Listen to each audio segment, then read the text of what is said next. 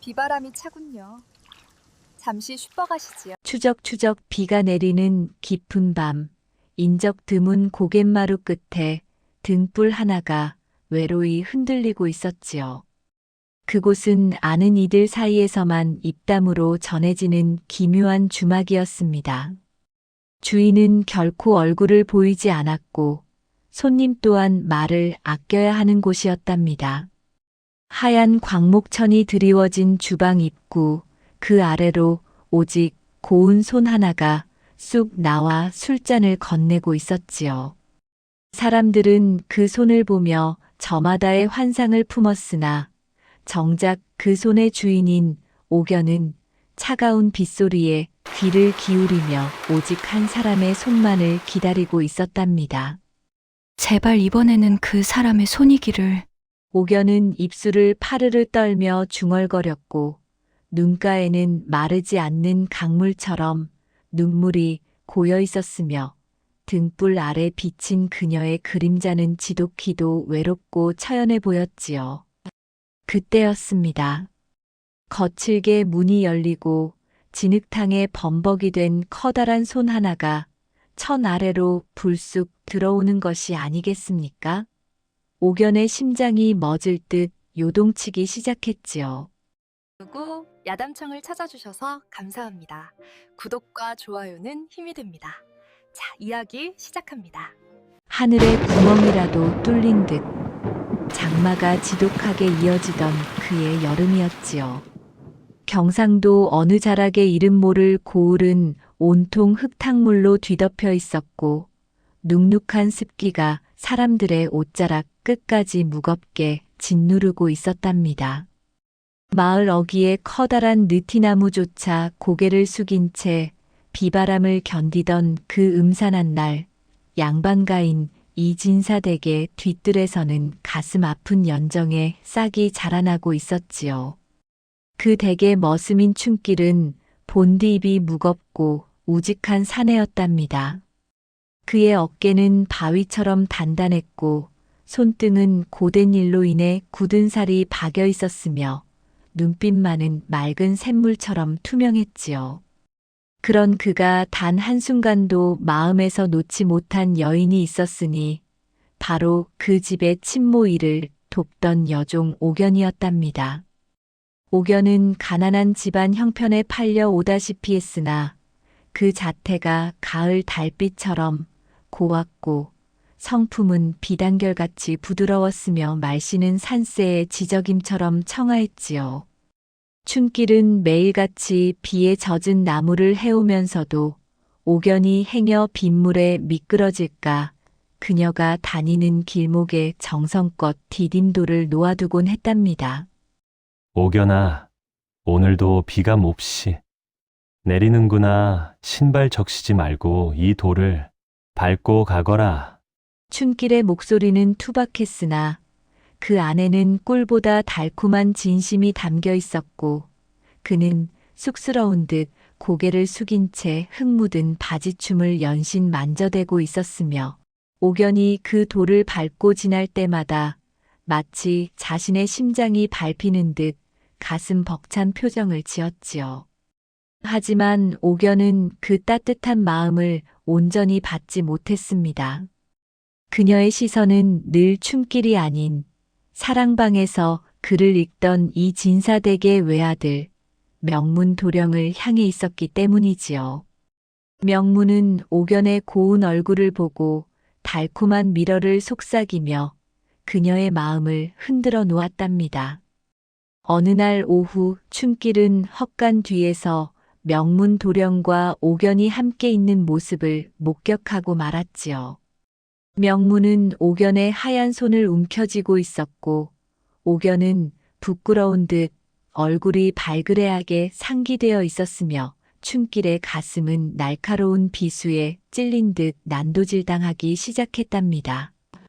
아, 나의 연모는 이토록 비천하고 저분의 글 소리는 저토록 고귀하단 말인가. 춘길은 굵은 빗방울이 눈가에 맺혀 흐르는 것인지 아니면 자신의 눈물이 흐르는 것인지 분간할 수 없었지요. 그는 억장이 무너지는 심경으로 그 자리를 피했으나 그의 발걸음은 마치 천근 만근 무게가 실린 듯 무거웠고 가슴 속에는 알 수 없는 불안감이 검은 안개처럼 피어올랐답니다. 그 불안은 머지않아 현실이 되었지요. 도령의 어머니인 김씨 부인은 이미 두 사람의 기류를 눈치채고 있었고 가문의 명예를 더럽힐 수 없다는 일념 아래 옥연을 제거할 음모를 꾸미기 시작한 것이지요. 비바람이 몰아치던 어느 깊은 밤 안방 마님의 날카로운 호통 소리가 이 진사댁 담장을 넘어 흘러나왔습니다. 이 요망한 년, 감히 누구의 몸에 손을 대고 누구를 유혹한단 말이냐. 김씨 부인의 얼굴은 독이 오른 뱀처럼 서늘했고 손에는 굵은 회초리가 들려 있었으며 마당 한복판에 무릎 꿇린 옥연을 향해 서슬퍼런 살기를 내뿜고 있었지요. 옥연은 억울함에 몸을 떨며 바닥에 머리를 짓지었습니다. 마님, 제발 믿어주십시오. 저는 결코 그런 적이 없사옵니다. 옥연의 애절한 외침은 빗소리에 묻혀 흔적도 없이 사라졌고 그녀의 하얀 등줄기 위로는 무자비한 매질이 쏟아지기 시작했답니다.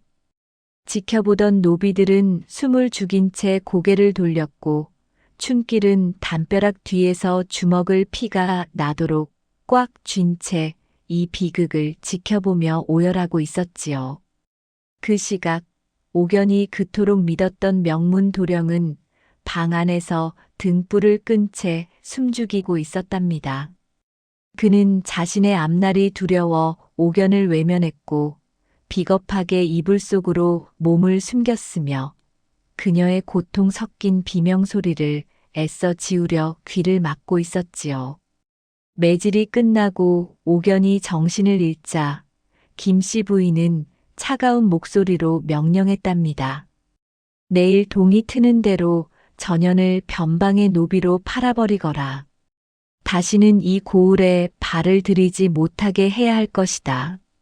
창백해진 옥연의 안색은 이미 죽은 사람과 다름없었고 빗물에 젖은 머리카락은 흙바닥에 어지럽게 널브러져 있었으며 그녀의 가녀린 손가락 끝에서는 붉은 선혈이 빗물에 섞여 흘러내리고 있었지요. 이를 지켜보던 춘길의 눈에는 이제껏 본 적 없는 서늘한 결의가 서리기 시작했답니다. 내 목숨을 버려서라도 그대를 이 지옥에서 건져내리라. 춘길은 빗속에서 칼날 같은 눈빛을 번뜩이며 자신의 전 재산이 든 낡은 주머니를 움켜쥐었지요. 그것은 그가 10년 넘게 머슴살이를 하며 푼돈 하나 쓰지 않고 모은 그의 피와 땀이 서린 전부였답니다. 장마의 빗줄기는 더욱 굵어졌고 천둥 소리는 대지를 뒤흔들었으며 한 여인의 비극적인 운명과 한 사내의 목숨을 건 사랑이 그 빗속에서 거칠게 뒤엉키기 시작한 것이지요. 이것이 바로 훗날 전설로 남게 될 면사여인의 슬픈 이야기, 그 서막이었답니다. 갈등의 시작, 핏빛 비구름과 배신의 칼날. 하늘도 무심하시지 장마의 기세는 수그러들 줄 몰랐고 밤새도록 내린 비는 고을을 삼킬 듯 사납게 몰아치고 있었지요. 이 진사댁의 외딴 광에는 매질을 당해 초주검이 된 옥연이 차가운 흙바닥 위에 내던져져 있었답니다. 그녀의 옷자락은 이미 갈갈이 찢겨 있었고 등에서는 붉은 선혈이 배어나와 바닥을 적셨으며 기력이 다한 그녀는 신음조차 내지 못한 채 죽음만을 기다리고 있었지요. 그때였습니다. 삐걱거리는 소리와 함께 광문이 아주 조심스럽게 열렸답니다. 칠흑 같은 어둠 속에서 나타난 이는 다름 아닌 춘길이었지요. 춘길은 옥연의 처참한 모습에 가슴이 무너져 내리는 듯 했으나 슬퍼할 겨를조차 없었답니다. 그는 품 안에서 소중히 간직해온 낡은 돈주머니를 꺼내어 허리춤에 단단히 묶었지요. 옥연아, 정신 차리거라. 내가 왔단다. 여기서 나가야 해. 춤길의 목소리는 떨리고 있었고 그의 커다란 손은 옥연의 이마에 맺힌 식은땀을 닦아주었으며 그는 마치 깨지기 쉬운 보석을 다루듯 옥연을 조심스럽게 등에 업었답니다. 옥연은 의식이 가물가물한 와중에도 자신을 업은 넓은 등에서 전해지는 온기를 느꼈지요. 그것은 명문 도령의 부드러운 손길과는 다른 투박하지만 우직한 생명의 온기였답니다. 춤길은 빗장을 지르고 뒷담을 넘었지요. 진흙탕에 발이 푹푹 빠지고 빗물이 눈앞을 가렸으나 그는 단 한 번도 발걸음을 늦추지 않았답니다. 그의 숨소리는 거칠었고 근육은 팽팽하게 긴장되어 있었으며 오직 옥연을 살려야 한다는 일념 하나로 산길을 달리고 또 달렸지요. 한편 사랑방에 숨어있던 명문 도령은 죄책감과 두려움 사이에서 갈등하고 있었답니다. 그는 자신이 옥연에게 했던 맹세들을 떠올렸으나 가문이 아니와 자신의 출세가 더 소중했지요. 그때 마당에서 옥연이 사라졌다는 소동이 일어났고 명문은 이 상황을 기회로 삼기로 마음먹었답니다. 어머니, 옥연이 년이 우리 집안에 재물을 훔쳐 머슴 춘길과 눈이 맞아 도망쳤나 봅니다. 명문의 목소리는 비겁하게 떨리고 있었고 그의 눈빛은 자신의 허물을 덮기 위해 거짓을 꾸며내느라 비열하게 번뜩였으며 그는 오히려 관가에 신고하여 두 사람을 잡아들여야 한다고 목소리를 높였지요. 김씨 부인은 아들의 말에 불같이 화를 내며 곧장 노복들과 관군을 풀었답니다. 산속 깊은 동굴에 옥연을 눕힌 춤길은 그녀를 간호하기 위해 불을 피웠지요. 옥연은 겨우 정신을 차려 눈을 떴으나 그녀가 제일 먼저 찾은 이름은 춤길이 아니었답니다. 도령님은 어디 계시느냐? 나를 구하러 오셨느냐? 옥연의 눈망울은 애처롭게 흔들리고 있었고 그녀의 마른 입술은 여전히 배신한 정인을 향해 있었으며 춤길은 그 모습을 보며 심장이 도려나가는 듯한 고통을 느꼈지요. 춤길은 차마 도령이 그녀를 모함했다는 사실을 전할 수 없었답니다. 그는 묵묵히 젖은 옷을 짜고 산삼보다 귀한 약초를 구하기 위해 다시 빗속으로 몸을 던졌지요. 하지만 운명은 가혹했습니다.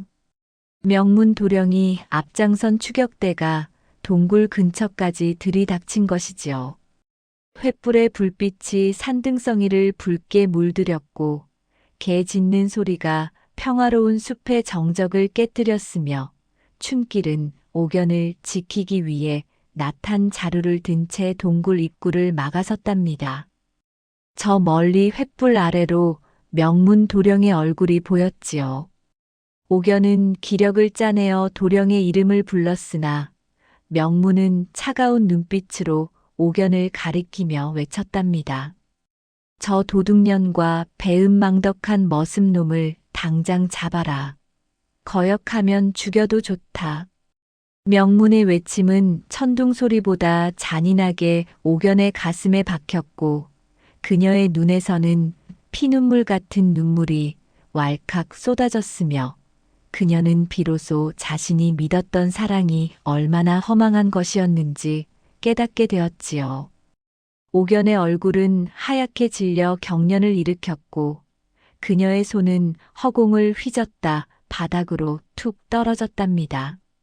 춤길은 으르렁거리는 짐승처럼 포효하며 달려드는 노복들을 막아냈지요. 그의 팔에는 칼날이 스쳐 핏방울이 튀었고 어깨는 몽둥이에 맞아 둔탁한 소리를 냈으나 그는 단 한 걸음도 물러서지 않았답니다. 옥연아, 내 손을 잡아라. 죽어도 함께 죽고 살아도 함께 살 것이다. 춘길의 절규는 산울림이 되어 돌아왔고 그는 부상당한 몸으로 옥연을 다시 들쳐업었으며 깎아지른 듯한 절벽 끝으로 몰리기 시작했지요. 뒤에는 시퍼런 강물이 소용돌이치고 있었고 앞에는 칼을 든 추격군이 버티고 있는 절체절명의 위기였답니다. 옥연은 춘길의 등에 얼굴목을 묻으며 떨리는 목소리로 속삭였지요. 춘기라 미안하구나. 내가 눈이 멀어 참된 사람을 알아보지 못했어. 옥연의 고백은 춘길의 상처 입은 가슴을 어루만졌고 춘길은 마지막 힘을 다해 명문 도령을 매섭게 쏘아본 뒤 옥연을 품에 꼭 안은 채 거친 물살이 소용돌이치는 강물 속으로 몸을 날렸답니다. 풍덩하는 소리와 함께 두 사람의 모습은 어두운 강물 속으로 사라졌고 명문 도령은 그 광경을 보며 소름 끼치는 미소를 지었지요. 이제 자신의 앞길을 막을 장애물은 영영 사라졌다고 믿었던 것이지요. 하지만 그것은 끝이 아니라 길고 긴 인과응보의 시작이었음을 그는 꿈에도 몰랐답니다. 강물은 두 사람의 비극을 삼킨 채 여전히 도도하게 흘러갔고 쏟아지는 장대비는 그날의 흔적을 말끔히 씻어내려는 듯 대지를 사정없이 때리고 있었지요. 정신을 잃어가는 춘길은 물속에서도 옥연의 손을 결코 놓지 않았고 그들의 손가락은 서로를 올가매듯 단단히 얽혀 있었답니다. 위기의 심화, 찢어진 인연과 고독의 그림자. 세차게 휘몰아치던 강물은 자비가 없었지요. 소용돌이치는 물살 속에서 춘길은 옥연을 품에 넣고 버텼으나 거대한 바위에 부딪히는 순간 그만 정신을 잃고 말았답니다. 두 사람을 단단히 묶어주던 춘길의 손은 힘없이 풀렸고 옥연의 몸은 거친 포말 속으로 휩쓸려 내려갔으며 춘길은 가라앉으며 멀어지는 옥연의 치맛자락을 보며 피 맺힌 절규를 삼켰지요. 얼마나 시간이 흘렀을까요? 비는 잦아들었으나 하늘은 여전히 잿빛 구름으로 가득했던 이튿날 새벽이었답니다. 하류의 어느 한적한 강변 모래사장 위로 옥연이 밀려 내려왔지요. 그녀의 살결은 시신처럼 창백했고 고운 손가락은 바위에 긁혀 상처투성이었으며 젖은 옷가지는 모래와 뒤섞여 흉측한 몰골을 하고 있었지요. 지나가던 늙은 어부의 손에 발견된 옥연은 구사일생으로 목숨을 건졌으나 눈을 떴을 때 그녀의 곁에는 그토록 자신을 지켜주던 춘길이 없었답니다. 옥연은 찢어지는 가슴을 부여잡고 강가를 헤맸지요.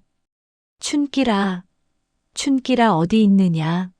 나 같은 년을 살리려다 내가 어찌 된 것이냐? 옥연의 통곡은 메마른 강바람에 흩어졌고 그녀는 며칠을 먹지도 자지도 못한 채 강변을 떠돌았으며 춘길이 죽었을지도 모른다는 공포에 짓눌려 초점 잃은 눈으로 허공만을 응시했지요. 하지만 슬픔이 가시기도 전에 또 다른 검은 그림자가 그녀를 덮쳐왔답니다. 옥연이 머물던 어부의 오두막에 낯선 사내들이 들이닥친 것이지요. 그들은 인근 고을에 질 나쁜 인신매매꾼들이었답니다. 옥연의 미색이 예사롭지 않음을 알아본 그들은 옥연을 강제로 끌고 가려 했지요. 이리 고운 안면을 하고 강가에 버려져 있다니 하늘이 우리에게 복을 내리신 게로다. 우두머리 사내의 웃음소리는 비열했고 그의 손길은 옥연의 목덜미를 거칠게 낚아챘으며 주변은 구경꾼 하나 없는 적막함만이 감돌고 있었지요. 옥연은 필사적으로 저항했답니다. 그녀는 손톱이 빠지도록 땅을 긁었고 산에 팔을 물어뜯었으며 마음속으로 수천 번 춘길의 이름을 불렀지요. 결국 옥연은 깊은 산속 어느 은밀한 산채로 끌려가 가두어지게 되었답니다. 그곳은 한번 들어가면 살아서 나오기 힘들다는 악명 높은 곳이었지요. 옥연은 어두컴컴한 창고 안에서 자신의 기구한 운명을 탓하며 벽에 머리를 기댔답니다. 차라리 그 강물에서 죽었더라면 좋았을 것을. 춘길아, 너는 지금 어디서 나를 찾고 있느냐? 옥연의 독백은 차가운 바닥을 적셨고 그녀의 마음속엔 명문도령에 대한 증오와 춘길에 대한 죄책감이 뒤섞여 소용돌이치고 있었지요. 그때 창고 밖에서 사내들이 수군거리는 소리가 들려왔답니다. 이번에 잡아온 년을 한양의 권세가 집안에 팔아넘기면 큰돈이 될 거야. 소문나지 않게 조심해라. 그들의 음모는 구체적이었고 잔인했답니다. 옥연은 이대로 무너질 수 없다고 생각했지요. 그녀는 창고 바닥에 굴러다니던 깨진 사기 그릇 조각을 집어들었답니다. 날카로운 파편을 손에 쥐자 손바닥에서 붉은 피가 흘러나왔으나 옥연은 눈 하나 깜짝하지 않았지요. 옥연은 그 조각으로 자신의 얼굴을 그으려 했답니다. 얼굴이 망가지면 팔려가지 않을 것이고 그러면 언젠가 춘길을 다시 만날 기회가 생길지도 모른다는 처절한 계산이었지요. 하지만 차마 칼날을 내리꽂지 못한 채 흐느끼던 그때 옥연의 뇌리에 춘길의 마지막 손길이 떠올랐답니다. 옥연아, 살아야 한다. 꼭 살아야 해. 춘길의 간절했던 목소리가 환청처럼 들려왔고 옥연은 쥐고 있던 사기 조각을 바닥으로 떨어뜨렸지요. 그녀는 깨달았답니다. 죽는 것은 쉽지만 살아남아 그 은혜를 갚는 것이 진정으로 해야 할 일이므려. 옥연은 헝클어진 머리를 정돈하고 떨리는 손을 꽉 맞잡으며 차가운 결의를 다졌지요. 그래. 얼굴을 보이지 않겠다. 내 얼굴 때문에 이런 화를 입었다면 다시는 세상에 내 안면을 드러내지 않으리라. 옥연은 자신의 옷자락을 찢어 하얀 면사포처럼 얼굴을 가렸답니다. 그리고 창고 구석에 쌓인 곡식 가루를 얼굴에 칠해 추한 몰골로 위장했지요. 며칠 뒤 상인들이 그녀를 확인하러 왔을 때 옥연은 미친 듯이 소리를 지르며 흉측한 표정을 지어 보였고 결국 상품 가치가 없다고 판단한 사내들에 의해 산 아래 길목에 내버려졌답니다. 버려진 옥연은 차가운 길바닥 위에서 정신을 잃었지요. 주변은 이미 어둑어둑해진 황혼 무렵이었고 산짐승의 울음소리가 들려오는 험한 길목이었답니다. 옥연의 몸은 사시나무 떨듯 떨리고 있었고 입술은 보랏빛으로 변해 있었으며 마지막 남은 기력마저 소진되어 감기는 눈꺼풀을 이기지 못했지요. 바로 그때 멀리서 규칙적인 목탁 소리와 함께 은은한 향나무 냄새가 바람을 타고 날아왔답니다. 옥연의 흐릿한 시야 속으로 낡은 삿갓을 쓴 노승의 그림자가 길게 드리워졌지요. 이것이 옥연의 삶을 뒤바꿀 새로운 전환점임을, 그리고 훗날 그 기묘한 주막이 세워질 인연의 시작임을 그때의 옥연은 알지 못했답니다. 고통의 터널은 더욱 깊어지고 있었으나 저 멀리서 희미한 등불 하나가 옥연의 발치를 비추기 시작한 것이지요. 전환의 계기, 숲속의 등불과 운명의 재건. 어둠이 짙게 깔린 산길, 옥연의 의식은 마치 꺼져가는 촛불처럼 위태롭게 흔들리고 있었지요. 차가운 이슬이 그녀의 뺨을 적셨고 사방에서 들려오는 산짐승의 울음소리는 마치 저승사자의 부름처럼 서늘했답니다. 그때 옥연의 귓가에 규칙적이고도 맑은 목탁 소리가 들려왔으며 코끝에는 마음을 진정시키는 은은한 향나무 냄새가 스며들었지요. 산짐승의 밥이 되기엔 아직 업보가 다하지 않았구먼. 나직하면서도 자애로운 목소리와 함께 낡은 지팡이를 짚은 노승이 옥연의 앞에 멈춰 섰답니다. 노승은 흙먼지 투성이인 옥연의 이마를 짚어보았고 그녀의 맥을 짚는 손길은 마치 갓 태어난 아이를 다루듯 조심스러웠으며 그의 눈빛은 세팔을 다 겪은 노인 특유의 깊은 지혜로 가득 차 있었지요. 노승은 옥연을 인근의 작은 암자로 옮겼답니다. 그곳은 구름조차 쉬어간다는 높은 절벽 위에 자리한 운수함이었지요. 옥연은 그곳에서 사흘 밤낮을 앓으며 생사의 문턱을 넘나들었답니다. 꿈속에서도 그녀는 거친 물살 속에서 춘길의 손을 놓치던 그 순간을 반복하며 비명을 질렀고 땀에 흠뻑 젖은 채 깨어나기를 수십 번이었지요. 마침내 눈을 뜬 옥연의 앞에는 맑은 죽 한 그릇과 노승이 앉아 있었답니다. 옥연은 떨리는 손으로 노승의 가사 자락을 붙잡았지요. 스님 저를 왜 살리셨습니까? 사랑하는 이를 잃고 명예도 잃고 남은 것은 찢겨진 육신뿐인 인연을 왜? 옥연의 목소리는 갈라진 논바닥처럼 거칠었고 눈가에는 회한의 눈물이 고여 있었으며 그녀의 손가락은 힘없이 바닥을 긁고 있었지요. 노승은 그저 허허로운 미소를 지으며 산 아래를 가리켰답니다. 뿌리가 깊은 나무는 바람에 잎이 떨어져도 죽지 않는 법이지. 내 안에 아직 타오르는 불꽃이 있는데 어찌 죽음을 말하느냐? 내가 살아야 할 이유는 내가 잃어버린 그 손 속에 있느니라. 노승은 옥연에게 한 가지 가르침을 주었답니다. 그것은 바로 기다림의 미학이었지요.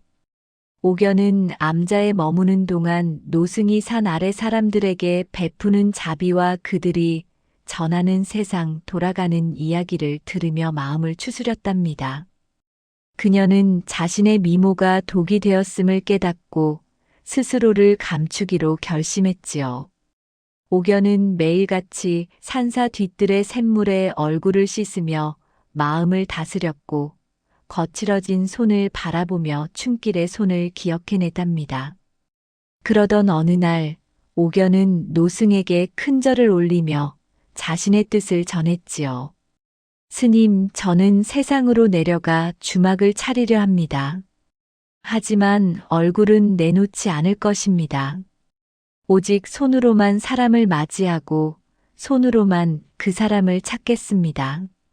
옥연의 눈빛은 이전의 나약함을 찾아볼 수 없을 만큼 단단해져 있었고 그녀의 어깨는 비장한 각오로 펴져 있었으며 입술은 굳게 다물려 있었지요. 노승은 그녀의 결심이 헛되지 않음을 직감하고 오랫동안 아껴두었던 낡은 장부와 금붙이 몇 개를 내주었답니다. 사람의 얼굴은 속여도 그 손에 새겨진 세월의 흉터는 속이지 못하는 법. 가서 내 인연을 기다리거라. 다만 증오보다는 연민을 먼저 따르도록 해라. 옥연은 감사의 눈물을 흘리며 산을 내려왔지요. 그녀는 사람들이 많이 다니지만 길목은 좁아 누구나 한 번쯤 쉬어갈 수밖에 없는 고갯마루에 작은 초가를 마련했답니다.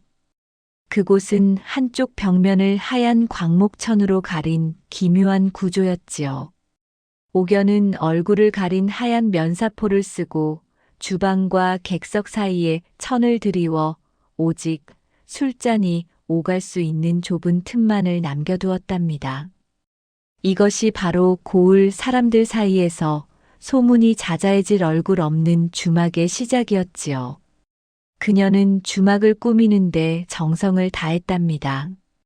비바람이 새지 않도록 석가래를 보수했고 마당에는 춤길이 좋아하던 들꽃을 심었으며 부엌대기 시절 익힌 솜씨로 향긋한 곡차와 술을 빚었지요. 옥연은 주막 문을 열기 전 거울 속에 비친 자신의 면사포 쓴 모습을 가만히 들여다보았답니다. 춤길아, 내가 이 길을 지난다면 나는 단번에 내 손을 알아볼 수 있을 거야. 내 손등에 굳은 살, 따뜻했던 그 온도. 내 평생을 바쳐 너를 기다리마.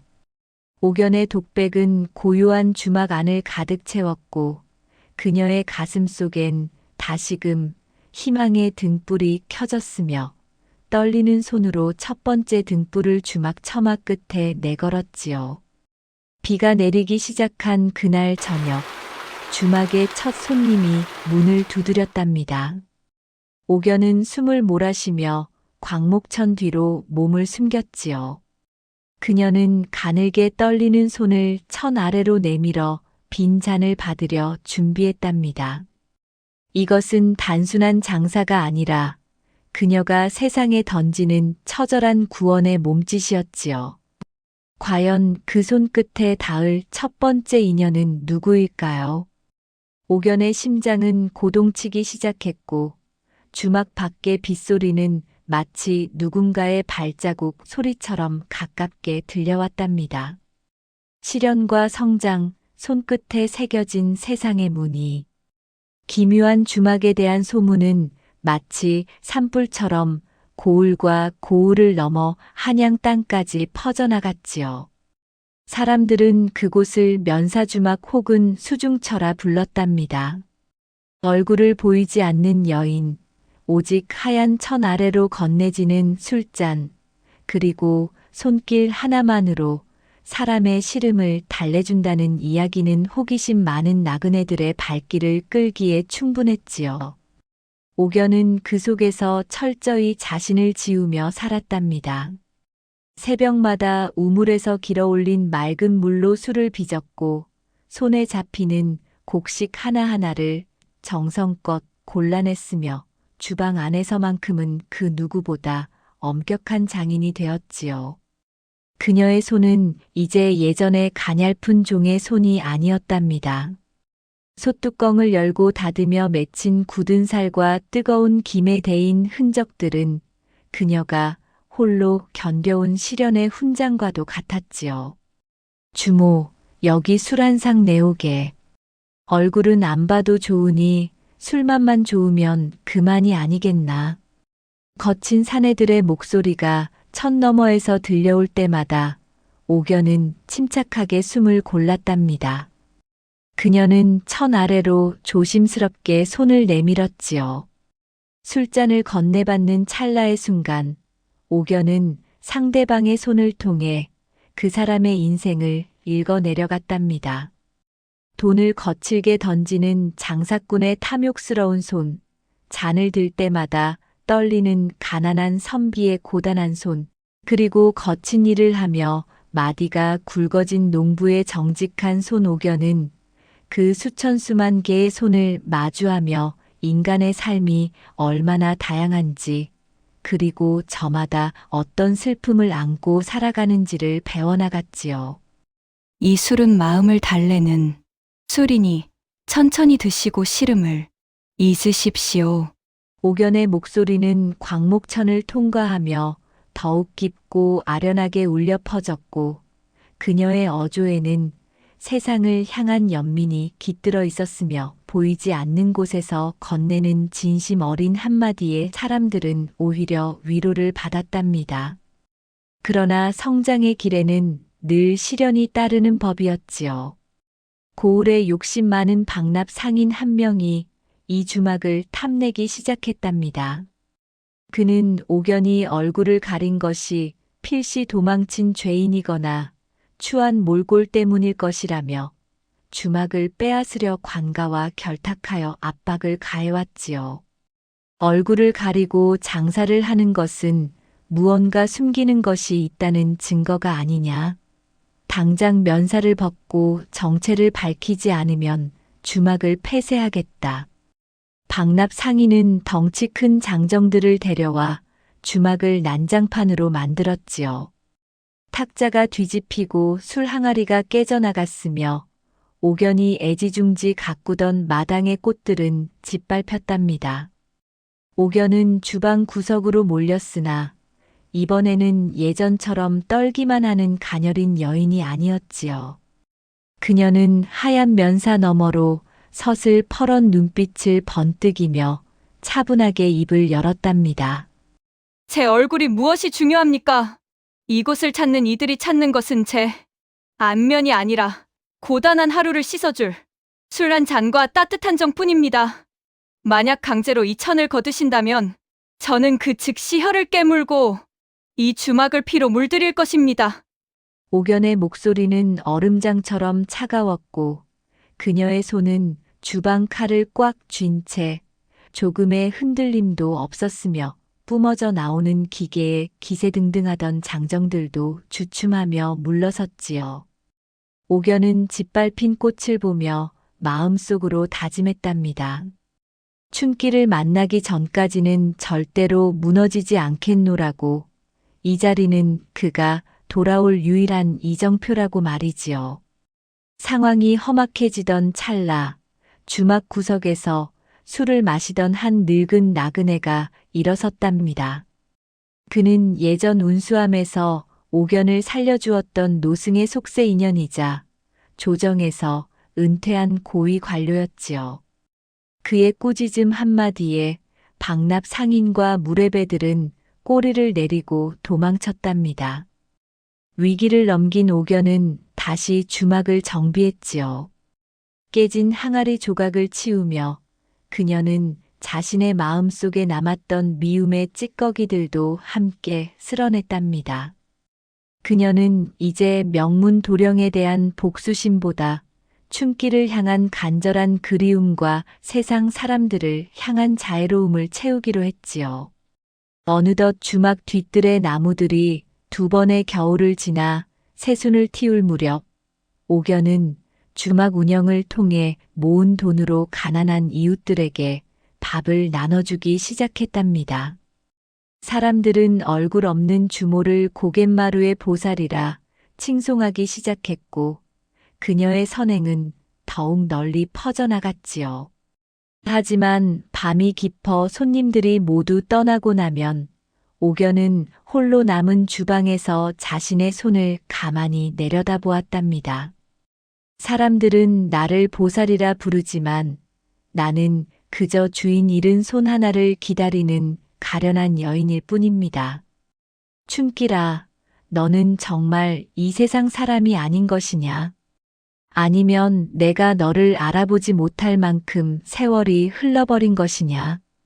옥연의 가슴 속엔 여전히 채워지지 않은 빈자리가 있었고 그녀의 눈물은 매일 밤 하얀 면사포를 적셨으며 차가운 달빛만이 그녀의 고독한 그림자를 길게 늘어뜨리고 있었지요.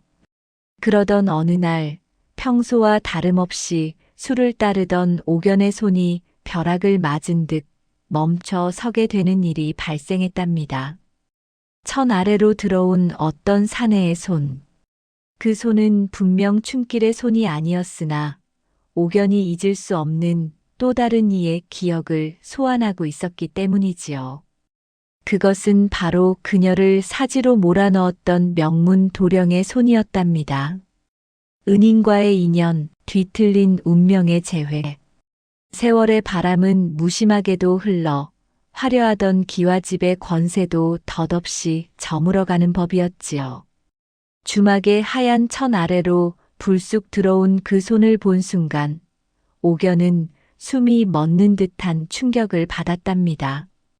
비단결처럼 고왔던 손가락은 마디마디가 뒤틀려 있었고 손등에는 술병을 들다 생긴 검푸른 멍 자국이 가득했으며 무엇보다 엄지손가락 옆에 박힌 작은 사마귀는 잊으려야 잊을 수 없는 옛 주인 명문 도령의 것이었지요.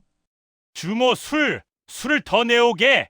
이 지독한 갈증을 씻어낼 독한 놈으로 한 병 더. 명문의 목소리는 예전의 기품은 온데간데 없이 갈라지고 비굴했으며 허공을 휘젓는 손길은 마치 썩은 동아줄이라도 잡으려는 듯 위태로워 보였지요. 옥연은 광목천 뒤에서 입술을 피가 나도록 깨물었답니다. 당장이라도 천을 걷어치우고 당신이 지은 죄를 기억하느냐고 소리치고 싶었으나 그녀의 몸은 바위처럼 굳어 움직일 수 없었지요. 옥연은 떨리는 손으로 술병을 밀어냈답니다. 술잔이 부딪히는 찰나 명문의 거친 손가락이 옥연의 손끝에 닿았지요. 옥연은 소름이 돋아 손을 거두려 했으나 명문은 그 가느다란 손을 꽉 움켜쥐며 중얼거렸답니다. 이 손 어찌 이리 차가운가? 꼭 내가 죽인 그 아이의 손 같구먼. 비 오는 날 강물로 던져버린 그 가여운 옥연이의 손말일세. 명문은 이미 제정신이 아니었지요. 그는 술기운에 취해 자신의 죄를 독백처럼 쏟아내기 시작했답니다. 가문은 가산을 탕진하여 몰락했고 어머니 김씨 부인은 화병으로 세상을 떠났으며 자신은 죄책감에 시달리다 정처 없이 떠도는 폐인이 되었다는 고백이었지요.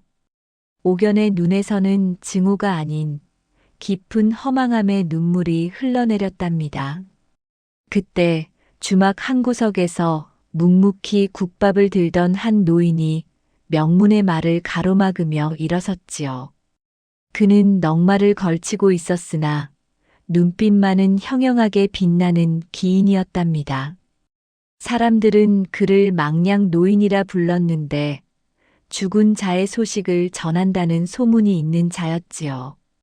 허허, 죽인 줄 알았으나 죽지 않았고 살았으나 산 목숨이 아닌 자가 또 하나 있구먼. 그 머슴놈 말이야. 노인의 말에 옥연과 명문 모두 얼어붙고 말았답니다. 옥연은 천을 살짝 들추고 노인을 향해 간절하게 물었지요. 그녀의 목소리는 비명에 가까운 애원이었습니다. 어르신, 그게 무슨 말씀이십니까? 그 머슴 춘길이가 살아있다는 말씀입니까?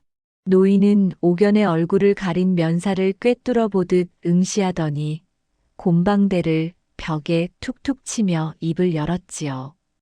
그의 손가락은 거북이 등껍질처럼 딱딱하게 굳어 있었고 얼굴에는 수많은 세월의 주름이 훈장처럼 새겨져 있었으며 옥연을 향한 시선에는 기묘한 연민이 서려 있었답니다. 살아는 있지. 하지만 그놈은 지금 사람이 아니라 귀신으로 살고 있다네. 저기 북쪽 변방 화전민들이나 드나드는 죽음의 골짜기에서 이름도 없이 관군을 피해 숨어 지낸다지. 아마 제 정인을 죽게 했다는 자책감에 스스로를 가둔 게야. 노인은 옥연에게 낡은 지도 한 장을 던져주었답니다. 그것은 춘길이 숨어 있다는 단해곡으로 향하는 길이었지요. 옥연은 노인 앞에 엎드려 절을 올렸답니다. 춘길이 살아있다는 사실만으로도 그녀의 무너졌던 세상이 다시 세워지는 기분이었지요. 명문 도령은 노인의 말에 비틀거리며 주막 밖으로 도망치듯 나갔답니다. 자신의 비겁함이 불러온 결과가 춘길의 산마저 망가뜨렸다는 사실에 큰 충격을 받은 것이지요. 옥연은 떠나가는 명문의 뒷모습을 보며 그토록 오랫동안 품어왔던 복수심이 한 줌의 재가 되어 흩어지는 것을 느꼈답니다. 스님께서 말씀하신 연민이 이런 것이었군요. 증오는 결국 나를 태울 뿐이라는 것을. 옥연은 그날 밤 주막 문을 닫고 짐을 꾸렸답니다. 그녀는 주방에 불을 끄고 하얀 면사를 다시 한번 고쳐 썼지요. 그녀의 손에는 노인이 준 지도와 춘길에게 전해줄 작은 신표가 들려 있었으며 그녀의 가슴은 다시금 뜨겁게 박동하기 시작했답니다. 은인과도 같은 노인의 등장은 옥연에게 단순한 소식이 아닌 잃어버린 자신의 반쪽을 찾을 용기를 주었지요. 옥연은 새벽 안개를 헤치며 주막을 나섰답니다. 뒤를 돌아보니 처마 끝에 걸린 등불이 여전히 흔들리고 있었고, 그것은 마치 반드시 살아서 돌아오라는 무언의 약속처럼 보였지요. 길은 험하고 멀었으나 옥연의 발걸음은 가벼웠답니다. 그녀는 이제 더 이상 기다리기만 하는 여인이 아니었지요. 스스로 운명의 실타래를 풀기 위해, 그리고 춘길에 굳게 닫힌 마음의 문을 열기 위해 어두운 숲속으로 과감히 발을 내디딘 것이랍니다. 하지만 그 길 끝에는 춘길뿐만 아니라 그를 쫓는 광군들의 추격과 예상치 못한 또 다른 진실이 기다리고 있었으니 옥연의 험난한 여정은 이제 막 제이막을 올리고 있었던 것이지요. 대비되는 운명, 재 속의 불꽃과 서글픈 조우. 북쪽 변방의 바람은 칼날보다 매서웠고 하늘을 찌를 듯 솟아오른 단해곡의 기암괴석들은 마치 거대한 무덤처럼 앞을 가로막고 있었지요. 옥연은 며칠 밤낮을 걷고 또 걸었답니다. 비단 같던 살결은 찬 바람에 트고 갈라졌으며 집신 사이로 배어나온 피가 버선 등을 붉게 적셨으나 그녀의 눈빛만은 춘길을 향한 일념으로 등불처럼 형형하게 빛나고 있었지요. 마침내 산허리 굽이진 곳, 낡고 허름한 토굴 하나가 옥연의 시야에 들어왔답니다. 그곳은 사람의 온기라곤 찾아볼 수 없는 황량한 터였으나 문 앞에는 옥연이 평소 좋아하던 들꽃들이 제멋대로 피어 있었고 누군가 정성껏 쌓아 올린 돌탑 하나가 외로이 서 있었지요. 옥연의 가슴은 세차게 방망이질하기 시작했답니다. 그때 산 위에서 나무짐을 한가득 짊어진 사내 하나가 비틀거리며 내려오고 있었지요. 옥연은 그 자리에 망부석처럼 굳어버렸답니다. 사내는 예전에 건장하고 늠름하던 춘길이 아니었지요. 머리카락은 허옇게 새어 산발이 되어 있었고 얼굴은 깊게 파인 주름과 흉터로 뒤덮여 있었으며 눈빛은 마치 영혼이 빠져나간 헛개비처럼 공허하기 짝이 없었답니다. 춘길아, 춘길아, 내가 정령 춘길이냐? 옥연의 절규가 산곡을 울렸으나 춘길은 그 소리가 환청인 양짐을 내려놓지도 않은 채 멍하니 허공을 응시했지요.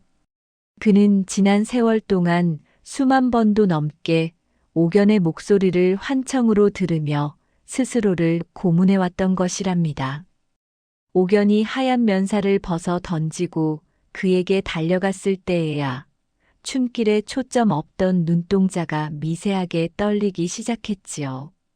이게 꿈이더냐? 내가 기어이 미쳐서 저승에 발을 들인 것이냐? 춘길의 목소리는 쇳소리가 섞여 갈라져 있었고 그의 손은 차마 옥연을 만지지 못한 채 허공에서 파르르 떨리고 있었으며 그는 옥연의 얼굴을 마주하는 순간 죄책감에 무릎을 꿇고 바닥에 머리를 찧었답니다. 나를 죽여다오. 옥연아, 그 밤 내 손을 놓아버린 이 못난 놈을 찢어 죽여다오. 내가 어찌 살아남아 이 구차한 목숨을 이어왔는지 내 가슴은 매일 밤 불덩이가 되어 타올랐단다. 춘길의 통곡은 짐승의 울음소리보다 처절했지요. 옥연은 그런 춘길을 끌어안았답니다.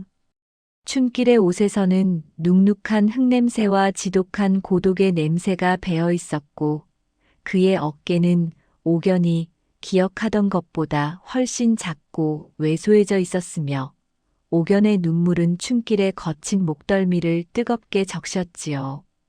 두 사람의 운명은 이토록 극명하게 대비되고 있었답니다.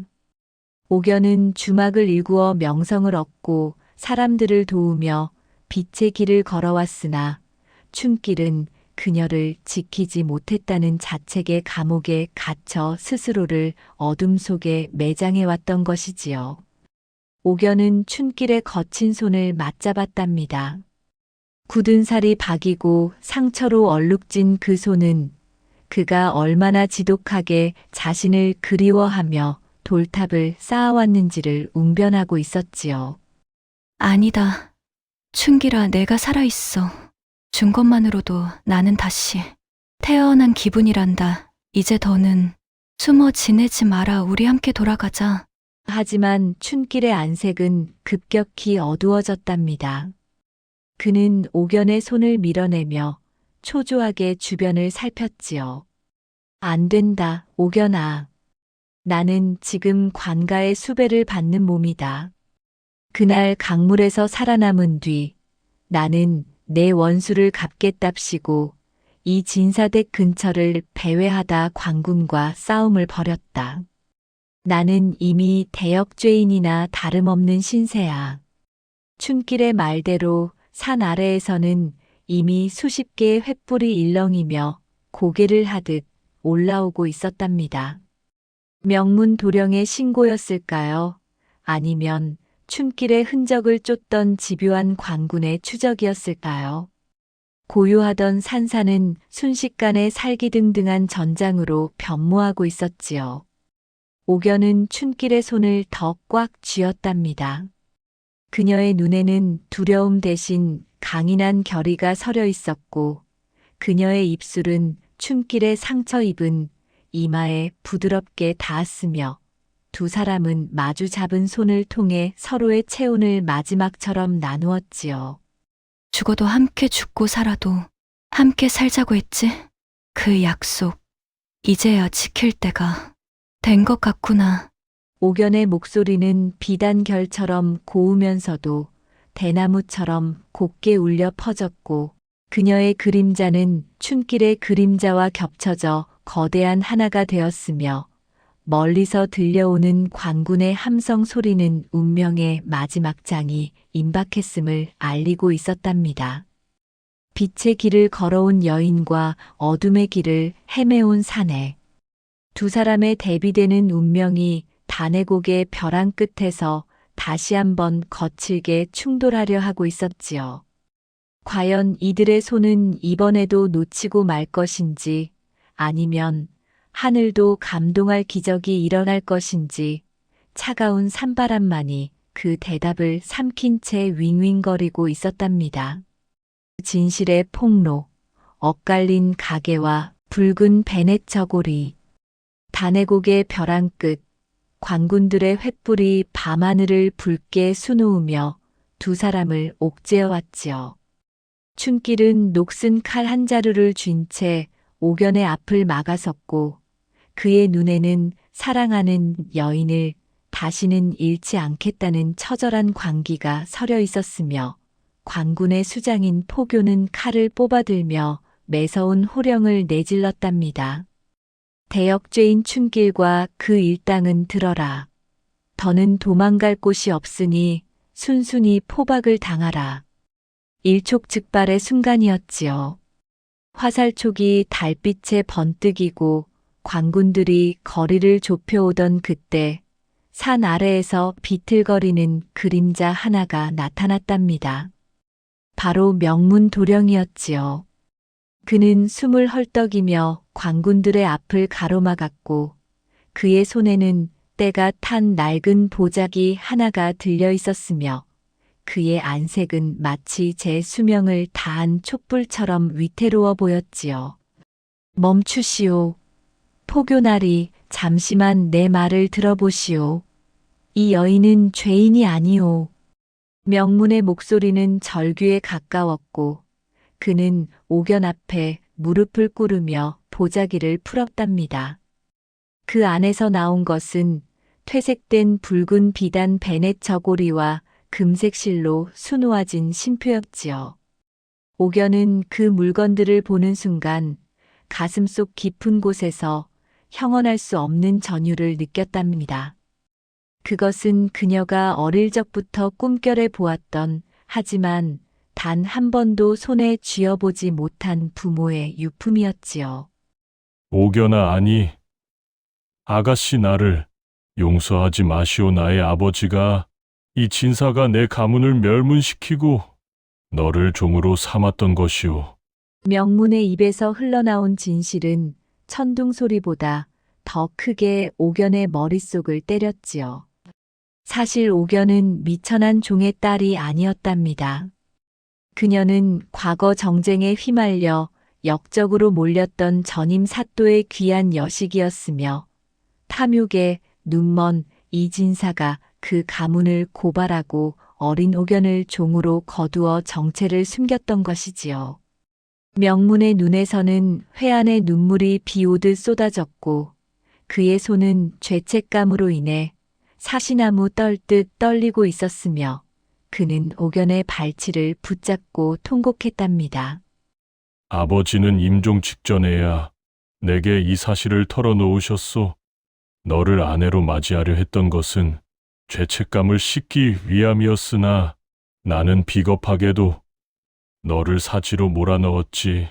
이 저고리에는 내 부모님의 성함과 가문의 인장이 찍혀 있소. 너는 죄인의 종이 아니라 억울하게 몰락한 명문가의 여식이란 말이다. 옥연은 붉은 베넷 저고리를 가슴에 품었지요. 비단결은 거칠어졌으나 그 안에 서린 부모의 온기만은 고스란히 느껴지는 듯 했답니다. 그녀의 눈에서는 뜨거운 눈물이 솟구쳐 올랐고 그녀의 어깨는 감당할 수 없는 진실의 무게에 파르르 떨리고 있었으며 곁에서 이를 지켜보던 춘길은 칼을 든 채 망연자실한 표정을 지었지요. 그럼 내가 연모한 사람이 내가 지키려 했던 여인이 우리 집안을 그토록 핍박했던 주인의 진짜 주인이었단 말인가? 춘길의 목소리에는 허망함과 슬픔이 뒤섞여 있었지요. 신분의 벽이 무너진 순간이었으나 그 벽 뒤에 숨겨진 추악한 진실은 두 사람의 가슴에 더 큰 상처를 남겼답니다.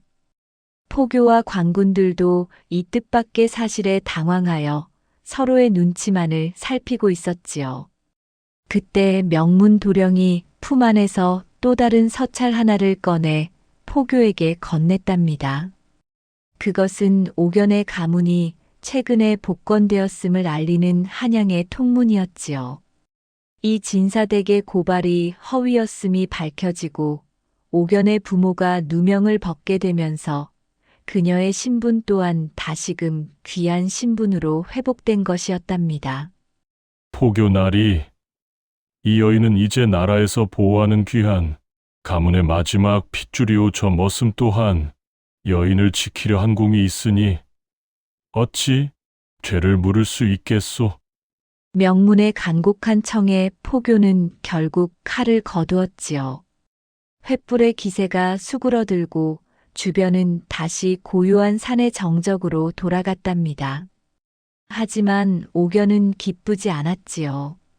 그녀의 손에 들린 화려한 신표보다 춤길의 거친 손등에 박힌 굳은 살이 더 가슴 아프게 다가왔기 때문이랍니다. 옥연은 명문을 향해 차갑게 그러나 품위 있게 입을 열었답니다. 도령하니 이제는 남이 된 당신 내 가문을 무너뜨리고 내 인생을 송두리째 앗아간 그 죄를 이 종이 쪼가리 하나로 씻으려 하지 마시오. 하지만 내 부모님의 명예를 찾아주었으니 목숨만은 구걸하지 않겠소. 당장 내 눈앞에서 사라지시오. 옥연의 말은 서슬 퍼런 칼날 같았고 그녀의 자태는 비로소 제자리를 찾은 고귀한 귀부인처럼 위엄이 넘쳤으며 그녀는 다시는 명문을 돌아보지 않은 채 춘길에게 다가갔답니다. 춘길은 신분 차이에 주춤하며 뒷걸음질 쳤으나 옥연은 그의 거친 손을 낚아채듯 부여잡았지요. 그녀의 눈빛은 신분을 넘어선 오직 한 사내만을 향한 지독한 연정으로 가득 차 있었답니다. 춘길아, 내가 누구든 상관없다. 나를 지켜준 것은 이 저고리가 아니라 내 투박한 손이었어. 그러니 제발 다시는 내 손을 놓지 마라. 옥연의 애절한 고백은 밤바람을 타고 춘길의 가슴에 박혔고 춘길은 비로소 무기를 버리고 옥연을 품에 안았지요. 두 사람의 그림자는 달빛 아래 하나로 겹쳐졌고 십수년을 돌아온 진실의 조각들이 마침내 하나의 그림을 완성하고 있었답니다. 그러나 진정한 평화는 쉽게 오지 않는 법이지요. 멸문당했던 옥연 가문의 재산을 가로채려던 탐관오리들과 이 진사댁에 남은 잔당들이 이들의 생환을 막기 위해 어둠 속에서 최후의 음모를 꾸미고 있었으니 이들의 재회는 곧 또 다른 결전을 예고하고 있었답니다. 최후의 결전, 벼랑. 끝에 혈투와 숭고한 희생. 진실이 밝혀졌다고 해서 세상의 악의가 사라지는 것은 아니었지요. 옥연의 가문이 복권되고 막대한 사폐지와 재산이 그녀의 몫으로 돌아오게 되었다는 소식은 이미 탐욕에 눈먼 자들에게는 달콤한 고기 냄새와도 같았답니다.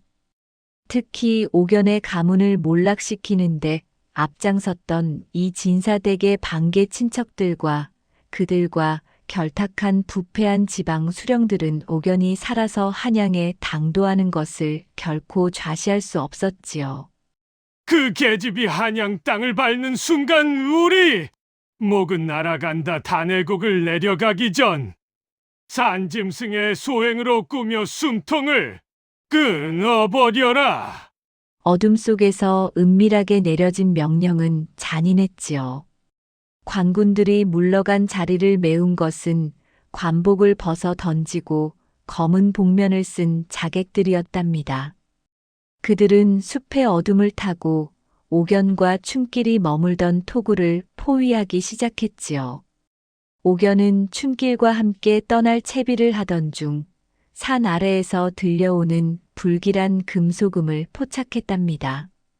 주막에서 수많은 사람을 겪으며 예리해진 그녀의 감각은 위험을 직감했지요.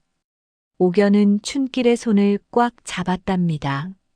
춘길아, 무언가 잘못되었다. 적개심 가득한 기운이 우리를 에워싸고 있어. 옥연의 목소리는 낮고 단호했으며 그녀의 눈빛은 위기 앞에서 오히려 차갑게 가라앉았고 그녀는 춘길에게 받은 낡은 낫을 고쳐주었지요. 춘길 또한 이미 짐승 같은 직감으로 적들의 위치를 파악하고 있었답니다. 그는 옥연을 자신의 등 뒤로 숨기며 으르렁거리듯 말했지요. 걱정 마라, 옥연아. 이번에는 내 목숨을 10번 버려서라도 너를 지킬 것이다. 내 손을 놓지 말고 내 발자국만 따라오거라. 춘길의 어깨는 거대한 산맥처럼 든든해 보였고 그의 손바닥은 땀으로 젖어 있었으나 떨림은 전혀 없었으며 그는 어둠 속에서 번뜩이는 적의 칼날을 향해 몸을 날렸답니다. 순식간에 토굴 앞은 핏빛 전장으로 변했지요. 10여 명의 자객이 들이닥쳤고 춘길은 녹슨 칼과 낫으로 그들의 공격을 막아냈답니다. 챙강거리는 쇳소리가 밤하늘을 찢었고 흩날리는 불꽃이 두 사람의 얼굴을 간간히 비추었지요. 춘길은 수적인 열세에도 불구하고 옥연에게 접근하는 자들을 가차없이 베어 넘겼으나 그의 몸 여기저기에도 붉은 상처가 늘어갔답니다. 그때 자객들의 우두머리가 비겁하게도 옥연을 향해 단검을 투척했지요. 옥연은 미처 피하지 못하고 눈을 감았으나 둔탁한 소리와 함께 그녀의 앞을 가로막은 것은 춘길의 몸이었답니다. 단검은 춘길의 어깨에 깊숙이 박혔고 그는 비명 한마디 지르지 않은 채 이를 악물고 적의 목덜미를 움켜쥐었지요. 춘길아, 안 된다, 제발.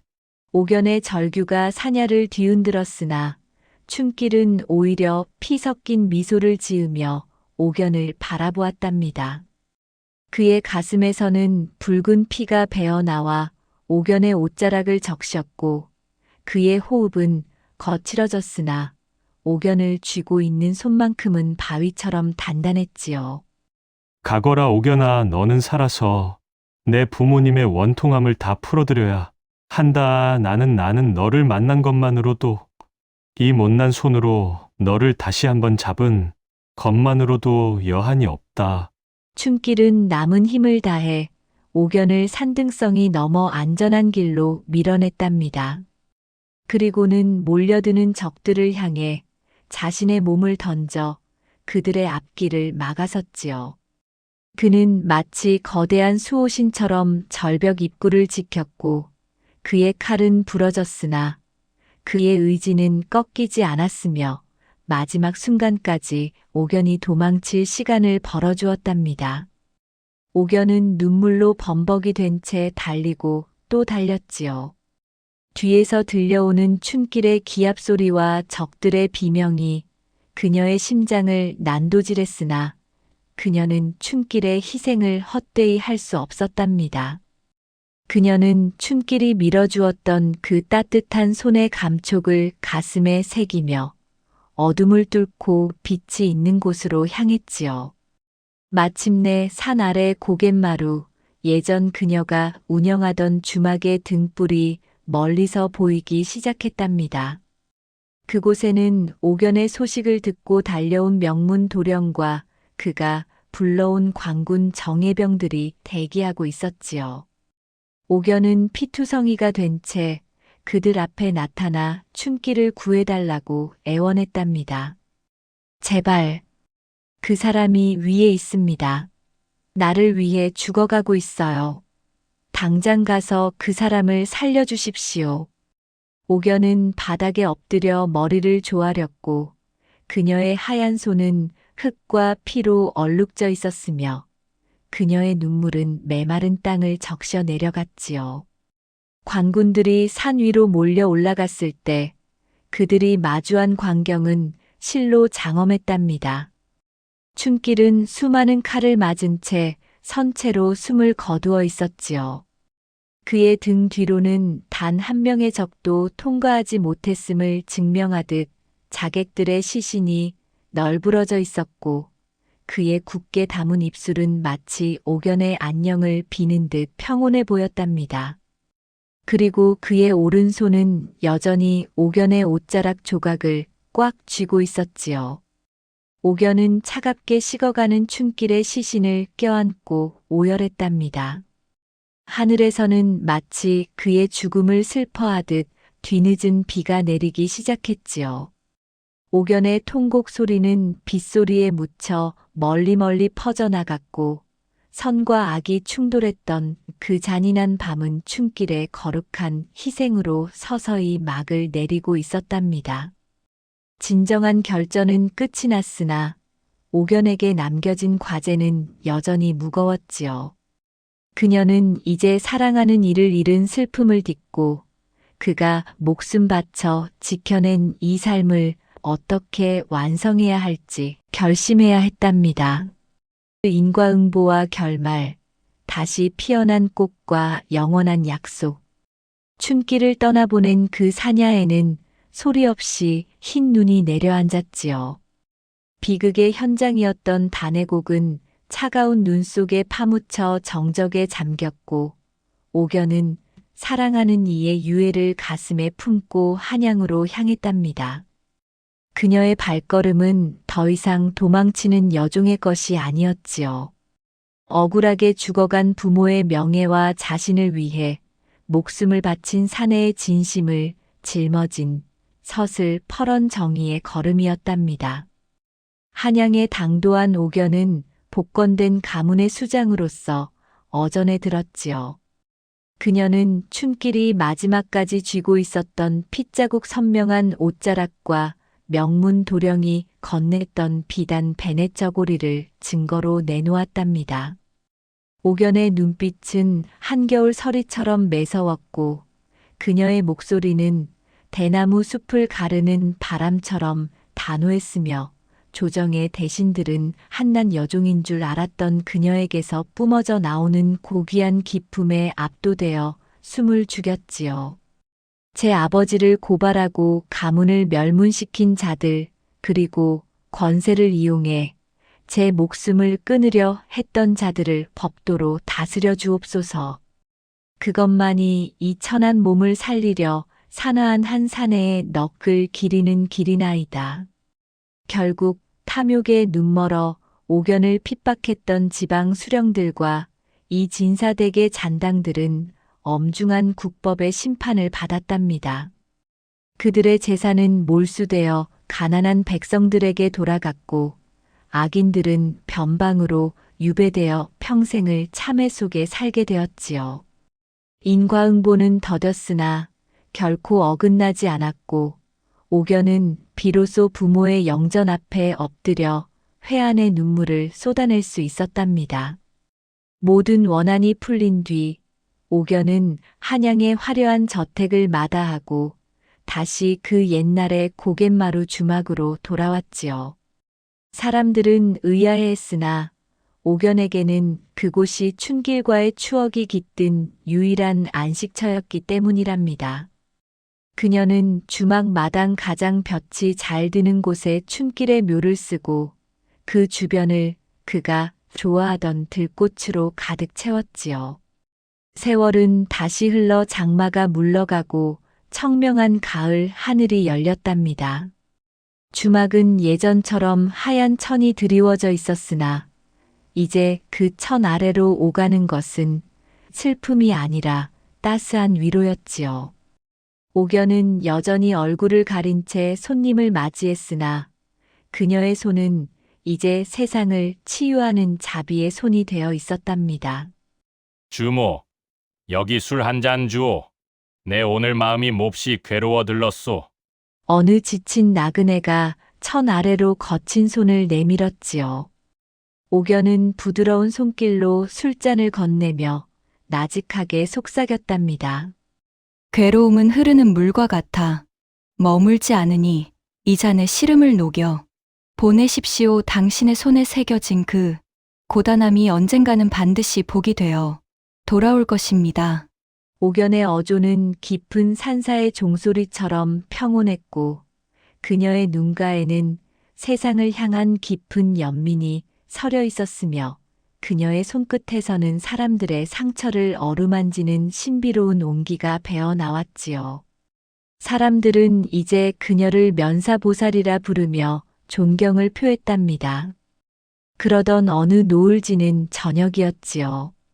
주막 문을 닫으려던 옥연의 시야에 낯익은 그림자 하나가 들어왔답니다.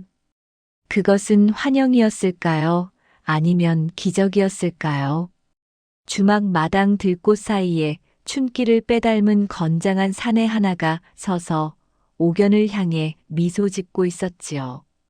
옥연이 눈을 비비고 다시 보았을 때 사내는 간데없었으나 그 자리에 있던 꽃들이 바람에 흔들리며 춘길의 목소리를 전하는 듯 했답니다. 옥연아, 고맙구나. 내가 행복하니 나도. 이제야 편히 잠들 수 있겠어. 옥연은 처음으로 스스로 하얀 면사를 벗어 던졌답니다. 드러난 그녀의 얼굴은 세월의 풍파를 겪었으나 그 어느 때보다 아름답고 고결했지요. 옥연은 춘길의 묘석 위에 자신의 하얀 면사포를 가만히 덮어주었답니다. 그것은 이제 더 이상 자신을 숨길 필요가 없다는 선언이자 춘길을 향한 영원한 사랑의 맹세였지요. 춘길아, 너는 나의 머슴도 죄인도 아니었다. 너는 내 생의 유일한 빛이었고 나를 완성해준 나의 정인이었단다. 옥연의 독백은 저무는 노을빛에 녹아들어 하늘가로 퍼져나갔고 그녀의 손은 이제 더 이상 누군가를 그리워하며 떨지 않았답니다. 그녀는 춘길이 지켜낸 이 삶을 하루하루 소중히 일구며 찾아오는 모든 이들에게 따스한 술잔을 건네는 얼굴 없는 주모로 남게 되었지요. 악인은 파멸하고 선인은 구원을 얻는다는 명백한 도리 속에 옥연과 춘길의 이야기는 고갯마루를 넘나드는 바람을 타고 대대손손 전해졌답니다. 사랑은 비록 육신을 갈라놓았으나 그 영혼은 맞잡은 두 손처럼 영원히 떨어지지 않았으니 이보다 더 진한 연정의 결말이 어디 있겠습니까? 깊어가는 밤, 고갯마루 주막의 등불이 다시금 환하게 켜졌지요. 누군가 또다시 길을 잃고 헤매일 때 그 등불은 옥연의 손길처럼 따뜻하게 그를 맞아줄 것이랍니다.